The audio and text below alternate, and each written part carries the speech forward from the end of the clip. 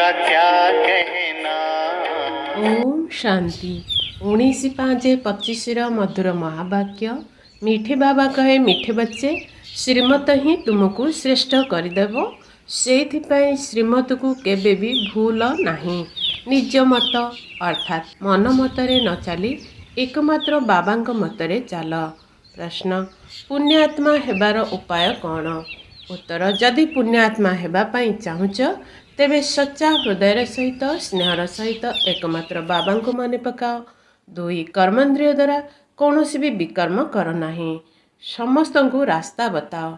निज मन को पचार एभली पुण्यकर्म मु केते करुछि। निजर चेकिंग कर मो द्वारा एपरी कौनसी कर्म न हेउ जहाँपाई 100 गुणा दंड भोग करने को पड़िबो। एही भली चेकिंग करिबा द्वारा पुण्य आत्मा होइजिब। ओम शांति। आत्मिक पिता पिलामानंकु बसी बुझाउछंती एकथा पिलामाने जानिछंती जे एबे आमे शिव बाबांक मत अनुसार चालुछु। तांकर मत ही सर्वोच्च अटे। दुनिया रे ए कथा केही भी जानी नाहंती जे उच्चरु उच्च शिव बाबा किपरि पिलामानंकु श्रेष्ठ करिबा पई श्रेष्ठ मत देउछंती। ए रावण राज्य रे कोनोसी भी मनुष्य मात्र मनुष्य को श्रेष्ठ मत देई परिबे नाही। तुमे माने एबे ईश्वरीय मतरे चालुछ। वर्तमान तुम मानंकु पतितरु पवित्र हेबा पाई ईश्वरीय मत मिलुछि। एबे तुमे जानुछ जे आमे तो विश्वर मालिक थिलु। ये ब्रह्मा जे कि विश्वर मालिक थिले से मध्य जानी नथिले। जे सारा विश्वर मालिक थिले से मध्य एकदम पतित होई जाउछंती। एही खेल को बुद्धि रे बहुत भल भाबरे बुझिबाकू हेबो। ठीक कौन भूल कौन यह जानिबा यह होची बुद्धिर लड़ाई। प्रकृत रे सारा दुनिया एबे भूल बाटरे जाउछि। एकमात्र बाबा ही होउछंती ठीक जे कि सत्य कथा कहउछंती। से तुमको सत्य भूखंडर मालिक करुछंती। तेणु तांकर श्रीमत अनुसार चलिबा उचित। जदि निज मतरे चलिबो तेबे धोखा खाइजिब। किंतु से होउछंती गुप्त एवं निराकार मध्य। बहुत पिला भूल करुछंती भाबुछंती या तो दादांकर मत अटे। माया श्रेष्ठ मत अनुसार चलिबाकू देउ नाही। तुम मानकू श्रीमत रे चलिबा दरकार ना। बाबा आपण आमको जहा कहिबे ता आमे निश्चय मानिबो। किंतु एमिति अनेक अछंती जो माने मानु नाहंती। बाबांक श्रीमत रे पुरुषार्थ क्रमानुसार चालुछंती। बाकी तो निजर मत चलाई देउछंती। बाबा श्रेष्ठ मत देवा पाई आसीचंती। किंतु एही भली बाबांको मध्य घड़ी घड़ी भूली जाउछंती। माया बाबांक मत अनुसार चलिबाकू देउ नाही। श्रीमत तो बहुत सहज अटे ना। दुनिया रे केही भी बुझी पारु नाहंती जे आमे तम प्रधान अटू। मोर मत तो प्रसिद्ध श्रीमत भागवत गीता। भगवान एबे कहउछंती जे मु प्रति 5000 वर्ष रे थरे एठाकू आसुची। आसी भारत को श्रीमत अनुसार श्रेष्ठरु श्रेष्ठ करुची। बाबा तो सावधानी करुछंती तथापि पिलामाने श्रीमत रे चालू नाहंती। बाबा प्रतिदिन बुझाई चलीछंती पिलामाने श्रीमत रे तो चलिबाकू हेबो। भूली जाओ नाही। यह ब्रह्मांकर कथा तो नुहे तेबे सबु कथा शिव बाबांकर बोली मने कर। सी ही यहांक द्वारा मत देउछंती। सी ही अन्य मानकू बुझाउछंती। खाइबा पीवा किछि करुनाहंती। कहउछंती मु अभक्ता अटे तुम मानकू श्रीमत देउछि। प्रथम नंबर मत हैला मते मने पकाओ कोनोसी विकर्म कर नाही। निजर मन को पचार मु केते पाप करिछि। ए कथा तो जानिछ जे समस्तंकर पापर घड़ा भरी गलाणी। वर्तमान समस्ते भूल रास्ता रे चालुछंती। तुमको एबे बाबांक द्वारा ठीक रास्ता मिलिछि। तुम बुद्धि रे वर्तमान समस्त ज्ञान रहिछि। गीतार जो ज्ञान रहिबा दरकार ताहा नाही कारण ताहा बाबांक द्वारा रचना करा जाई नाही। यह मध्य भक्ति मार्ग रे निर्धार्य रहिछि। कहउछंती मध्य भगवान आसी भक्तिर फल देबे। पिला मानंकु बुझा जाउछि ज्ञान द्वारा सद्गति हेबो। तेबे सद्गति मध्य समस्तंकर हेउछि तो दुर्गति मध्य समस्तंकर हेउछि। एई दुनिया ही वर्तमान तम प्रधान अटे। एठारे केही जणे हेले सत प्रधान नाहंती। पुनर्जन्म नहीं नहीं एवं अंतिम समय आसी पहुँची। ଏବେ ମୃତ୍ୟୁ ସମସ୍ତଙ୍କର ମସ୍ତକ ଉପରେ ଦଣ୍ଡାୟମାନ। ଏହି କାହାଣୀ କେବଳ ଭାରତର, ଗୀତା ମଧ୍ୟ ଦେବୀ ଦେବତା ଧର୍ମର ଶାସ୍ତ୍ର ଅଟେ।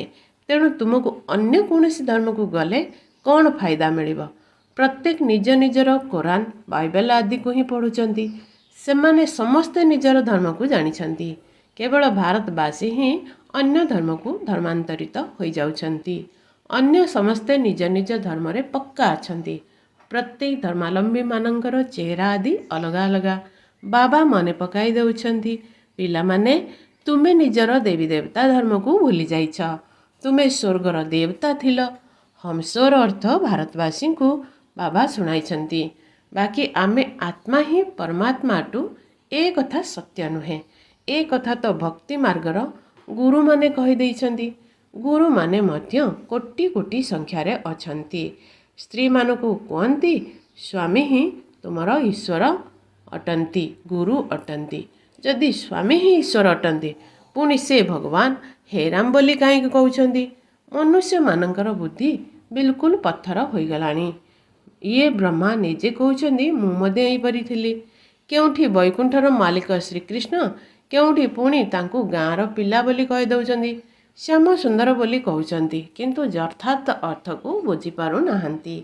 ଏବେ ବାବା ତୁମକୁ ବୁଝାଉଛନ୍ତି, ଯିଏ ନମ୍ବର 1 ସୁନ୍ଦର ପବିତ୍ର, ସେ ହିଁ ଲାଷ୍ଟ ନମ୍ବର ତମ ପ୍ରଧାନ ଶ୍ୟାମଳ ଅର୍ଥାତ୍ ପତିତ ହୋଇଯାଇଛନ୍ତି। ତୁମେମାନେ ଜାଣିଛ ଆମେ ସୁନ୍ଦର ଥିଲୁ, ପୁଣି ଏବେ ଶ୍ୟାମଳ ହୋଇଯାଉଛୁ। 84 ଜନ୍ମର ଚକ୍ର ଲଗାଇ ଏବେ ଶ୍ୟାମଳରୁ ସୁନ୍ଦର ହେବା ପାଇଁ ବାବା ଏକମାତ୍ର ଔଷଧ ଦେଉଛନ୍ତି କି ମୋତେ ମନେ ପକାଅ। ତେବେ ତୁମର ଆତ୍ମା ପତିତରୁ ପବିତ୍ର ହୋଇଯିବ। ତୁମର ଜନ୍ମ ଜନ୍ମାନ୍ତର ପାପ ନାଶ ହୋଇଯିବ। ତୁମେ ଜାଣିଛ, ଯେବେଠାରୁ ରାବଣ ଆସିଛି, ତୁମେମାନେ ତଳକୁ ଖସି ଖସି ପାପ ଆତ୍ମା ହୋଇଯାଇଛ। ଏହା ହେଉଛି ପାପ ଆତ୍ମାଙ୍କର ଦୁନିଆ। ଏଠାରେ କେହି ଜଣେ ହେଲେ ସୁନ୍ଦର ଅର୍ଥାତ୍ ପବିତ୍ର ନାହାନ୍ତି। ବାବାଙ୍କ ବିନା କେହି ସୁନ୍ଦର କରାଇପାରିବେ ନାହିଁ। ତୁମେମାନେ ଏଠାକୁ ସ୍ୱର୍ଗବାସୀ ସୁନ୍ଦର ହେବା ପାଇଁ ଆସିଛ। ଏବେ ନରକବାସୀ ଶ୍ୟାମଳ ହୋଇଯାଇଛ। କାହିଁକି ନା କାମ ଚିତା ଉପରେ ବସି କଳା ହୋଇଯାଇଛ। ବାବା କହୁଛନ୍ତି, କାମ ମହାଶତ୍ରୁ ଅଟେ। ଯେଉଁମାନେ ଏହା ଉପରେ ବିଜୟ ପ୍ରାପ୍ତ କରିବେ, ସେଇମାନେ ହିଁ ଜଗଜିତ ହେବେ। ପ୍ରଥମ ନମ୍ବର ହେଲା କାମ। ତାକୁ କାମୀମାନଙ୍କୁ ହିଁ ପତିତ କୁହାଯାଉଛି। କ୍ରୋଧୀକୁ ପତିତ ବୋଲି କୁହାଯିବ ନାହିଁ। ଡାକୁଛନ୍ତି ମଧ୍ୟ ଆସି ପତିତରୁ ପବିତ୍ର କର। ଏଣୁ ଏବେ ବାବା ଆସିଛନ୍ତି, କହୁଛନ୍ତି ଏହି ଅନ୍ତିମ ଜନ୍ମ ପବିତ୍ର ହୁଅ। ଯେପରି ରାତି ପରେ ଦିନ, ଦିନ ପରେ ରାତ୍ରି ହୋଇଥାଏ, ସେହିପରି ସଙ୍ଗମ ଯୁଗ ପରେ ପୁଣି ସତ୍ୟଯୁଗ ଆସିବ। ଚକ୍ର ଘୂରି ଚାଲିଛି। ବାକି ଆଉ କେଉଁଠି ଆକାଶରେ ଅଥବା ପାତାଳରେ ଦୁନିଆ ନାହିଁ। ସୃଷ୍ଟି ତ ଏଇ ଗୋଟିଏ। ସତ୍ୟଯୁଗ ତ୍ରେତା ଏଇଠାରେ ହିଁ ହେଉଛି। ସୃଷ୍ଟି ରୂପୀ ବୃକ୍ଷ ମଧ୍ୟ ଗୋଟିଏ। ଆଉ କୌଣସି ବୃକ୍ଷ ହୋଇପାରିବ ନାହିଁ। ଯେଉଁମାନେ କହୁଛନ୍ତି ଯେ ଅନେକ ଦୁନିଆ ରହିଛି, ଏସବୁ ହେଲା କାହାଣୀ। ବାବା ବୁଝାଉଛନ୍ତି, ଏସବୁ ହେଲା ଭକ୍ତି ମାର୍ଗର କଥା। ଏବେ ବାବା ସତ୍ୟ କଥା ଶୁଣାଉଛନ୍ତି। ଏବେ ତୁମେମାନେ ନିଜ ଭିତରକୁ ଦେଖ, ଆମେ କେଉଁ ପର୍ଯ୍ୟନ୍ତ ଶ୍ରୀମତରେ ଚାଲି ସତ୍ତ୍ୱ ପ୍ରଧାନ ଅର୍ଥାତ୍ ପୁଣ୍ୟ ଆତ୍ମା ହେଉଛୁ। ସତ୍ତ୍ୱ ପ୍ରଧାନକୁ ପୁଣ୍ୟ ଆତ୍ମା ଏବଂ ତମ ପ୍ରଧାନକୁ ପାପ ଆତ୍ମା କୁହାଯାଏ। ବିକାରଗ୍ରସ୍ତ ହେବା ପାପ ଅଟେ। ବାବା କହୁଛନ୍ତି, ଏବେ ପବିତ୍ର ହୁଅ। ମୋର ହୋଇଛ, ତେଣୁ ତୁମମାନଙ୍କୁ ମୋର ଶ୍ରୀମତରେ ଚାଲିବାକୁ ହେବ। ମୁଖ୍ୟ କଥା ହେଲା କୌଣସି ପାପ କର ନାହିଁ। ନମ୍ବର 1 ପାପ ହେଲା କାମାସକ୍ତ ହେବା। ପୁଣି ଆହୁରି ମଧ୍ୟ ପାପ କରୁଛନ୍ତି। ଚୋରି ଠକାମି ଆଦି ବହୁତ କରୁଛନ୍ତି। ପୁଣି ବହୁତଙ୍କୁ ଗଭର୍ଣ୍ଣମେଣ୍ଟ ଧରୁଛି ମଧ୍ୟ। ଏବେ ବାବା ପିଲାମାନଙ୍କୁ କହୁଛନ୍ତି, ତୁମେ ନିଜର ମନକୁ ପଚାର, ମୁଁ କୌଣସି ପାପ କରୁନାହିଁ ତ? ଏପରି ଭାବ ନାହିଁ କି ମୁଁ ତ ଚୋରି କଲି ଅଥବା ଲାଞ୍ଚ ଖାଇଲି। ବାବା ତ ସର୍ବଜ୍ଞ ଅଟନ୍ତି, ସେସବୁ ଜାଣିଛନ୍ତି। ନା, ଜାନି ଜାନନା ହାର ଅର୍ଥ ଏହା ନୁହେଁ। ଆଚ୍ଛା, କେହି ଯଦି ଚୋରି କରିଲା, ବାବା ଜାଣିଲେ ପୁଣି କ'ଣ ହେବ? ଯିଏ ଚୋରି କରିଲା ତାର ଦଣ୍ଡ ପୁଣି 100 ଗୁଣା ହୋଇଯିବ। ବହୁତ ବହୁତ ଦଣ୍ଡ ଭୋଗ କରିବ ଏବଂ ପଦ ମଧ୍ୟ ଭ୍ରଷ୍ଟ ହୋଇଯିବ। ବାବା ବୁଝାଉଛନ୍ତି, ଯଦି ଏପରି କାମ କରିବ, ତେବେ ଦଣ୍ଡ ଭୋଗ କରିବାକୁ ପଡ଼ିବ। କେହି ଈଶ୍ୱରଙ୍କର ସନ୍ତାନ ହୋଇ ଯଦି ଚୋରି କରୁଛି, ଶିବ ବାବା କହୁଛନ୍ତି, ଯାହାଙ୍କଠାରୁ ଏତେ ବର୍ଷା ମିଳୁଛି, ତାଙ୍କ ଭଣ୍ଡାରୀରୁ ଚୋରି କରୁଛି, ଏହା ତ ବହୁତ ବଡ଼ ପାପ ଅଟେ। କାହା କାହା ଭିତରେ ଚୋରିର ଅଭ୍ୟାସ ରହିଥାଏ, ତାଙ୍କୁ ଜେଲ୍ ୱାର୍ଡ଼, ଯିଏ ବାରମ୍ବାର ଜେଲକୁ ଯାଇଥାଏ କୁହାଯାଏ। ଏହା ହେଉଛି ଈଶ୍ୱରୀୟ ଘର। ସବୁକିଛି ଈଶ୍ୱରଙ୍କର ଅଟେ ନା। ବାବାଙ୍କ ଠାରୁ ବର୍ଷା ନେବା ପାଇଁ ଈଶ୍ୱରଙ୍କ ଘରକୁ ଆସୁଛନ୍ତି। କିନ୍ତୁ କାହାର ଅଭ୍ୟାସ ହୋଇଯାଇଛି, ତେଣୁ ତା'ର ଦଣ୍ଡ 100 ଗୁଣା ହୋଇଯାଉଛି। ସେମାନଙ୍କୁ ଦଣ୍ଡ ମଧ୍ୟ ବହୁତ ମିଳିବ। ଆଉ ପୁଣି ପ୍ରତି ଜନ୍ମରେ ପତିତ ଘରେ ଯାଇ ଜନ୍ମ ନେବାକୁ ପଡ଼ିବ। ତେବେ ନିଜର ହିଁ କ୍ଷତି କରିଲେ ନା। ଏହିପରି ଅନେକ ଅଛନ୍ତି ଯିଏ ବିଲକୁଲ ଯୋଗଯୁକ୍ତ ହୋଇ ରହୁନାହାନ୍ତି, କିଛି ବି ଶୁଣୁନାହାନ୍ତି। ବୁଦ୍ଧିରେ ଚୋରି ଆଦିର ଖିଆଲ ହିଁ ଚାଲୁଛି। ଏହିପରି ଅନେକ ଅଛନ୍ତି ଯେଉଁମାନେ ସତ୍ସଙ୍ଗ ଆଦିକୁ ଯାଇଥାନ୍ତି, ଚପଲ ଆଦି ଚୋରି କରି ନେଇଥାନ୍ତି। ତାଙ୍କର କେବଳ ଏହି ଧନ୍ଦା। ଯେଉଁଠି ସତ୍ସଙ୍ଗ ହୋଇଥାଏ ସେଠାରେ ଯାଇ ଚପଲ ଚୋରି କରିଥାନ୍ତି। ଦୁନିଆ ବିଲକୁଲ ହିଁ ଭିକାରୀ ହୋଇଯାଇଛି। ଏହା ହେଉଛି ଈଶ୍ୱରଙ୍କର ଘର। ଚୋରି କରିବାର ଅଭ୍ୟାସ ତ ବହୁତ ଖରାପ। କୁହାଯାଏ କଖ ଚୋର ସୋ ଲକ୍ଷ ଚୋର, ଅର୍ଥାତ୍ ଛୋଟ ଚୋରରୁ ଦିନେ ବଡ଼ ଚୋର ହୋଇଯାନ୍ତି।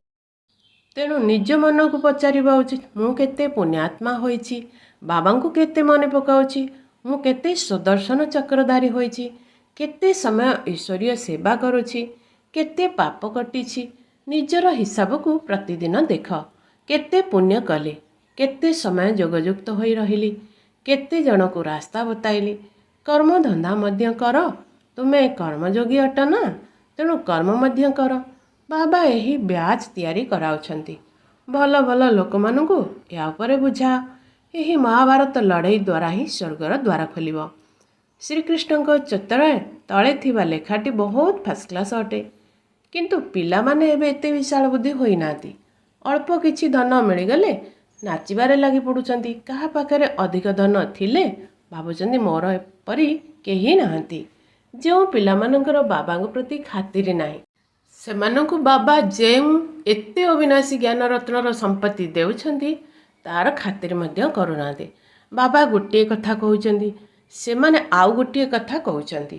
ବାବାଙ୍କ ପ୍ରତି ଖାତିର ନଥିବା କାରଣରୁ ବହୁତ ପାପ କରି ଚାଲିଛନ୍ତି। ଶ୍ରୀମତ ଅନୁସାରେ ଚାଲୁନାହାନ୍ତି, ତେଣୁ ତଳକୁ ଖସି ପଡ଼ୁଛନ୍ତି। ବାବା କହୁଛନ୍ତି ଏହା ମଧ୍ୟ ଡ୍ରାମା। ତାଙ୍କର ଭାଗ୍ୟରେ ନାହିଁ। ବାବା ତ ସବୁ ଜାଣିଛନ୍ତି ନା। ବହୁତ ପାପ କରୁଛନ୍ତି। ଯଦି ନିଶ୍ଚୟ ଥାଆନ୍ତା ସେ ବାବା ନିଜେ ଆସି ଆମକୁ ପାଠ ପଢ଼ାଉଛନ୍ତି, ତେବେ ଖୁସି ହୋଇଥାନ୍ତେ। ତୁମେମାନେ ଜାଣିଛ ଭବିଷ୍ୟତ ନୂଆ ଦୁନିଆରେ ରାଜକୁମାରୀ ରାଜକୁମାର ହେବ, ତେଣୁ ଖୁସି ହେବା ଉଚିତ। କିନ୍ତୁ ପିଲାମାନେ ଏତେ ପର୍ଯ୍ୟନ୍ତ ମଧ୍ୟ ଝାଉଁଳି ପଡ଼ୁଛନ୍ତି। ସେହିଭଳି ଅବସ୍ଥା ହିଁ ରହୁନାହାନ୍ତି।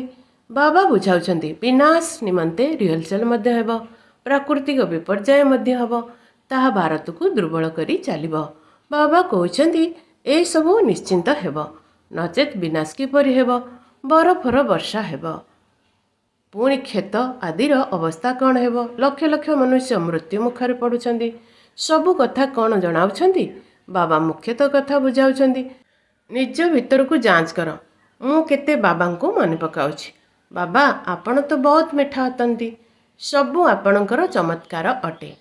ଆପଣଙ୍କର ନିର୍ଦ୍ଦେଶ ହେଲା ମୋତେ ମନେ ପକାଅ। ତେବେ 21 ଜନ୍ମ ପାଇଁ କେବେ ରୋଗୀ ହେବ ନାହିଁ। ନିଜକୁ ଆତ୍ମା ନିଶ୍ଚୟ କରି ବାବାଙ୍କୁ ମନେ ପକାଅ। ତେବେ ମୁଁ ଗ୍ୟାରେଣ୍ଟି ଦେଉଛି ସମ୍ମୁଖରେ ବାବା ତୁମକୁ କହୁଛନ୍ତି, ପୁଣି ଅନ୍ୟମାନଙ୍କୁ ତୁମେ ଶୁଣାଉଛ। ବାବା କହୁଛନ୍ତି ମୋତେ ମନେ ପକାଅ, ବହୁତ ସ୍ନେହ କର। ତୁମମାନଙ୍କୁ ଅପବିତ୍ରରୁ ପବିତ୍ର ହେବା ପାଇଁ କେତେ ସହଜ ରାସ୍ତା ବତାଉଛି। କେହି କେହି କହୁଛନ୍ତି ମୁଁ ତ ପାପୀ ଆତ୍ମା ଅଟେ। ଆଚ୍ଛା, ତେବେ ପୁଣି ଏପରି ପାପ କର ନାହିଁ। ମୋତେ ମନେ ପକାଇଲେ ତେବେ ଜନ୍ମ ଜନ୍ମାନ୍ତର ଯେଉଁ ପାପ ରହିଛି ତାହା ଏହି ଯୋଗ ଦ୍ୱାରା ଭସ୍ମ ହୋଇଯିବ। ବାବାଙ୍କୁ ମନେ ପକାଇବା ପାଇଁ ହିଁ ମୁଖ୍ୟ କଥା ଅଟେ। ଏହାକୁ ସହଜ ଯୋଗ ମଧ୍ୟ କୁହାଯାଉଛି। ଯୋଗ ଶବ୍ଦ ମଧ୍ୟ କୁହ ନାହିଁ। ସନ୍ନ୍ୟାସୀମାନଙ୍କର ହଠ ଯୋଗ ଭିନ୍ନ ଭିନ୍ନ ପ୍ରକାରର ରହିଛି। ସେମାନେ ଅନେକ ପ୍ରକାରର ଯୋଗ ଶିଖାଇଥାନ୍ତି। ଏହି ବାବା ତ ବହୁତ ଗୁରୁ କରିଛନ୍ତି ନା। ଏବେ ବେହେଦର ବାବା କହୁଛନ୍ତି ଏସବୁ ଛାଡ଼, ଏମାନଙ୍କର ମଧ୍ୟ ମୋତେ ଉଦ୍ଧାର କରିବାକୁ ପଡ଼ିବ। ଆଉ କାହାର ଶକ୍ତି ନାହିଁ ଯିଏ ଏପରି କହିପାରିବ। ବାବା ହିଁ କହୁଛନ୍ତି ମୁଁ ଏହି ସାଧୁସନ୍ଥଙ୍କ ମଧ୍ୟ ଉଦ୍ଧାର କରୁଛି। ପୁଣି ଏମାନେ ଗୁରୁ କିପରି ହୋଇପାରିବେ? ତେଣୁ ପ୍ରଥମେ ଏବଂ ମୂଳ କଥା ବାବା ବୁଝାଉଛନ୍ତି, ନିଜକୁ ମନକୁ ପଚାର। ମୁଁ କୌଣସି ପାପ କର୍ମ କରୁନାହିଁ ତ? କାହାକୁ ଦୁଃଖ ଦେଉନାହିଁ ତ? ଏଥିରେ କୌଣସି ଅସୁବିଧା ନାହିଁ। ନିଜକୁ ଯାଞ୍ଚ କରିବା ଉଚିତ। ସାରା ଦିନରେ କେତେ ପାପ କରିଲି, କେତେ ବାବାଙ୍କୁ ମନେ ପକାଇଲି। ଯୋଗ ଦ୍ୱାରା ହିଁ ପାପ ଭସ୍ମ ହେବ। ତେଣୁ ଚେଷ୍ଟା କରିବା ଉଚିତ। ଏହା ବହୁତ ମେହନତର କାମ। ଏକମାତ୍ର ବାବା ହିଁ ଜ୍ଞାନଦାତା। ବାବା ହିଁ ମୁକ୍ତି ଜୀବନ ମୁକ୍ତିର ରାସ୍ତା ବତାଇ ଥାନ୍ତି। ଆଚ୍ଛା, ମିଠେ ମିଠେ ଶିକିଲ ଦେ ସନ୍ତାନମାନଙ୍କ ପ୍ରତି ମାତା ପିତା ବାପ ଦାଦାଙ୍କର ମଧୁର ସ୍ନେହ ସମ୍ପନ୍ନ ଶୁଭେଚ୍ଛା ଏବଂ ସୁପ୍ରଭାତ। ଆତ୍ମିକ ପିତାଙ୍କର ଆତ୍ମିକ ସନ୍ତାନମାନଙ୍କୁ ନମସ୍ତେ। ଆତ୍ମିକ ସନ୍ତାନମାନଙ୍କର ଆତ୍ମିକ ମାତା ପିତାଙ୍କୁ ନମସ୍ତେ ନମସ୍ତେ ନମସ୍ତେ। ଧାରଣା ପାଇଁ ମୁଖ୍ୟ ସାର। 1. ବାବା ଯେଉଁ ଅବିନାଶୀ ଜ୍ଞାନରତ୍ନର ସମ୍ପତ୍ତି ଦେଉଛନ୍ତି ତାହାର ଆଦର କରିବାକୁ ହେବ। ବେଖାତିରି ହୋଇ ପାପକର୍ମ କର ନାହିଁ। ଯଦି ନିଶ୍ଚୟ ଅଛି ଯେ ଭଗବାନ ଆମକୁ ପାଠ ପଢ଼ାଉଛନ୍ତି ତେବେ ଅସରନ୍ତି ଖୁସିରେ ରହିବା ଉଚିତ। 2. ଈଶ୍ୱରଙ୍କ ଘରୁ କେବେ ଚୋରି କରିବାର ବିଚାର ନ ଆସୁ, କାରଣ ଏହା ବହୁତ ଖରାପ ଅଭ୍ୟାସ। କଥାରେ ଅଛି, ଛୋଟ ଚୋରରୁ ବଡ଼ ଚୋର ହୁଅନ୍ତି। ନିଜ ମନକୁ ପଚାରିବା ଉଚିତ, ମୁଁ କେତେ ପୁଣ୍ୟ ଆତ୍ମା ହୋଇଛି। ବରଦାନ, ନିର୍ବଳ ନିରାଶ ତଥା ଅସମର୍ଥ ଆତ୍ମାକୁ ଅତିରିକ୍ତ ଶକ୍ତି ପ୍ରଦାନ କରୁଥିବା ଆତ୍ମିକ ଦୟାଳୁ ହୁଅ। ଯେଉଁମାନେ ଆତ୍ମିକ ଦୟାଳୁ ସନ୍ତାନ ସେମାନେ ମହାଦାନୀ ହୋଇ ସମ୍ପୂର୍ଣ୍ଣ ଆଶାହୀନ ପରିସ୍ଥିତିରେ ମଧ୍ୟ ଆଶାର ସଞ୍ଚାର କରାଇ ଦେଇଥାନ୍ତି। ନିର୍ବଳକୁ ବଳବାନ କରିଦିଅନ୍ତି। ଦାନ ମଧ୍ୟ ସର୍ବଦା ଗରିବ ଏବଂ ବେସାହାରାମାନଙ୍କୁ ଦିଆଯାଇଥାଏ। ତେଣୁ ଯେଉଁମାନେ ନିର୍ବଳ ନିରାଶ ଅସମର୍ଥ ପ୍ରଜା ଶ୍ରେଣୀର ଆତ୍ମାମାନେ ଅଛନ୍ତି ସେମାନଙ୍କ ପ୍ରତି ଆତ୍ମିକ ଦୟାଳୁ ହୋଇ ମହାଦାନୀ ହୁଅ। ପରସ୍ପର ଭିତରେ ଜଣେ ଅନ୍ୟ ଜଣଙ୍କ ପ୍ରତି ମହାଦାନୀ ନୁହେଁ। ତୁମେମାନେ ତ ପରସ୍ପର ସହଯୋଗୀ ସାଥୀ ଅଟ, ଭାଇ ଭାଇ ଅଟ, ସମାସ୍କନ୍ଦ ପୁରୁଷାର୍ଥୀ ଅଟ। ତେଣୁ ସହଯୋଗ ଦିଅ, ଦାନ ନୁହେଁ। ସ୍ଲୋଗାନ, ସର୍ବଦା ଏକମାତ୍ର ବାବାଙ୍କର ଶ୍ରେଷ୍ଠ ସଙ୍ଗରେ ରୁହ, ତେବେ ଅନ୍ୟ କୌଣସି ସଙ୍ଗର ରଙ୍ଗ ପ୍ରଭାବିତ କରିପାରିବ ନାହିଁ। ଓମ୍ ଶାନ୍ତି।